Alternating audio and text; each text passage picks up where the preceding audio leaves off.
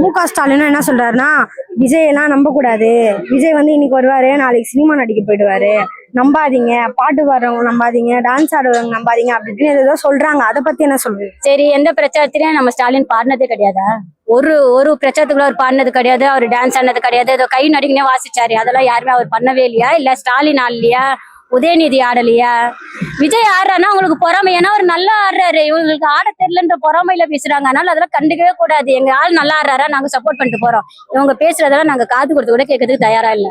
அப்படின்னா சீமான் எங்க வந்தாரு, இவரு ஸ்டாலின் எங்கேருந்து வந்தாரு, கருணாநிதி எங்கேருந்து வந்தாரு, அப்புறம் இவரு எம்ஜிஆர், ஜெயலலிதா அம்மா, இவங்க எல்லாமே சினிமால இருந்து வந்தவங்க தான். இன்னைக்கு அவங்க ஆண்டுட்டு போகலையா? அது மாதிரிதான் சினிமால இருந்து வந்தவங்க ஆளக்கூடாது கிடையாது. அவர் சினிமாவை விட்டுட்டு தன்னோட சம்பளத்தை தான் விட்டுட்டு 250 கோடி சம்பாதிக்கிற ஒரு ஆள் தன்னோட வாழ்க்கையை விட்டுட்டு மக்களுக்கு நான் திருப்பி நன்றி கடன் செலுத்தணும்னு வந்திருக்காரு.